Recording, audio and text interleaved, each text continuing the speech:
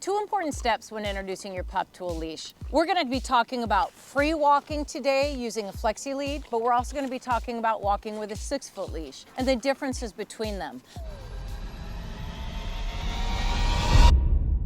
This is Brooke. She's 13 weeks old, very outgoing, and absolutely loves treats. It's important to know that you're not going to expect a puppy like this to have a structured walk. What I look for in a puppy in the beginning is I want them actually pulling into the leash, exploring. So if we were to start with this flexi lead today, and Brooke is wearing a martingale collar, the thing that's great about a martingale is depending on the kind of puppy you have, their head shape, you want to make sure that that leash, that collar, does not pull over their head and have them get loose. If I'm going to start with this puppy, I'm going to let this flexi lead be loose to where she can pull out ahead and investigate. I want to help build confidence in my puppy. So in the very beginning, and it also helps with potty training if you have to keep your dog on leash, having a dog on a flexi lead where they feel secure, but yet they can also possibly go out 15 feet. So I'm gonna, Brooke, boop, boop, boop. So I'm gonna let Brooke just walk with no structure. If she wanted to pull out ahead of me and lead me, I'm gonna let her investigate. I'm gonna let her be bold, because the best thing for a dog is to drop her nose and be sniffing and finding her way. That's instinct. I just invite her along, but she's free to do what she wants to do as we investigate a new world, whether you're in public, whether you're in your yard, a park. This is a great opportunity to let her be a puppy and let her be bold. No commands, no structure is required. I want her to be confident and go ahead and lead the way. The whole point about the pup being at your side and following with a nice structured walk, that comes later in life. Not till she's at least 5, 6, 7 months old do I want to create any kind of structure with her. I want to let her be bold and investigate. This is a great confidence builder. So for your new puppy, when you go out, having them on a flexi lead and a martingale collar is a great choice for them to, come on, to build confidence. Brooke, there you go. And actually, if I wanted to start saying here right there and give her a treat, that would be a great incentive. Watch my video about how to incentivize the here command. Here, here. So that's brand new. You can work on that with a flexi lead too. So this is a great way to spend some time in the park, letting your dog investigate a safe place up to 15 feet away where the puppy, Brooke, here, here, here. This was gonna be a leash video. It might turn into a here command video as well.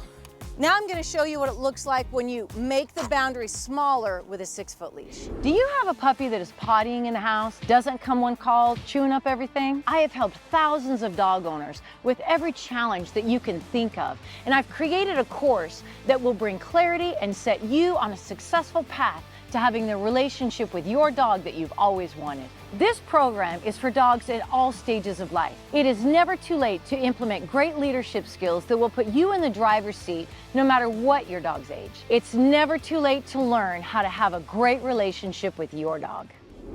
Now we're walking the puppy on a 6-foot leash.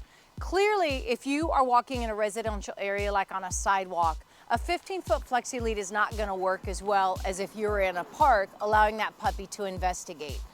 So a 6-foot leash, the puppy is going to feel the end of that leash. You may find that your puppy wants to protest and not follow because of the tension on the end of the leash. We want to teach the puppy how to surrender, so when he feels leash pressure, the brain learns to move forward so that pressure can be off. I have a couple tools with me for this puppy. I have some food, but I also have praise, and I'm going to invite the puppy verbally. Keep in mind though, the biggest mistake you never want to make, and this is what many people do, is when the puppy doesn't want to come, they will face the puppy and pull the puppy toward them.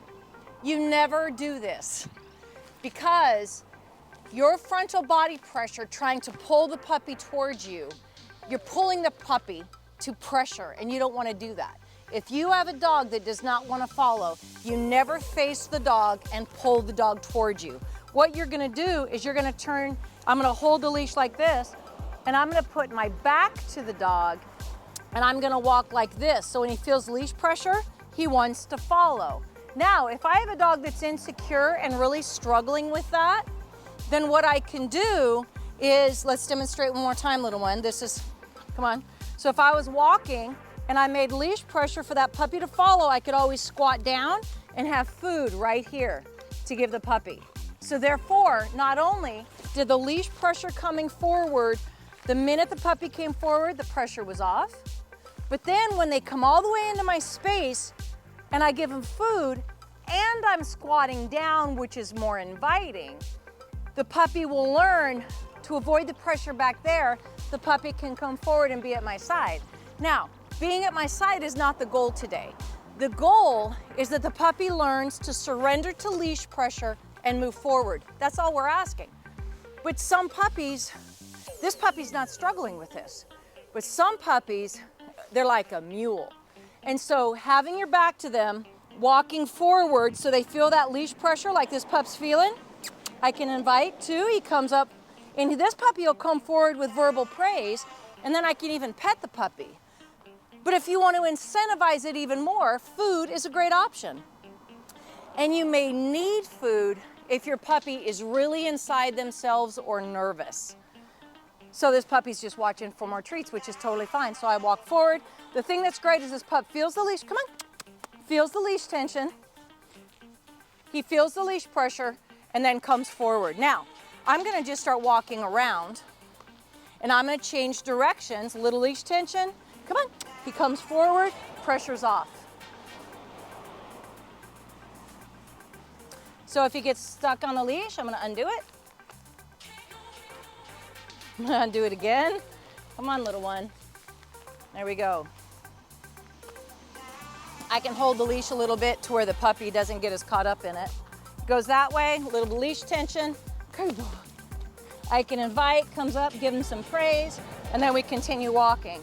And by that, doing that, I'm also incentivizing being close to me in the walk, even though this is not a structured walk.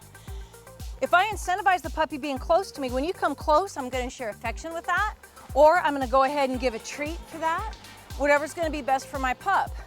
But if I'm also walking, I'm not expecting this puppy to be, come on, to be on either side. You want a treat this time?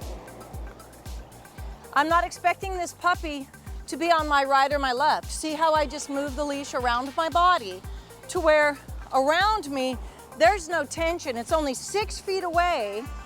Will he feel, good girl, feel some tension and then come forward, little leash tension. Good girl, give her a treat on this one. Very nice. The point is, keep your session short. Understand that dogs wear out mentally faster than they wear out physically, especially a puppy.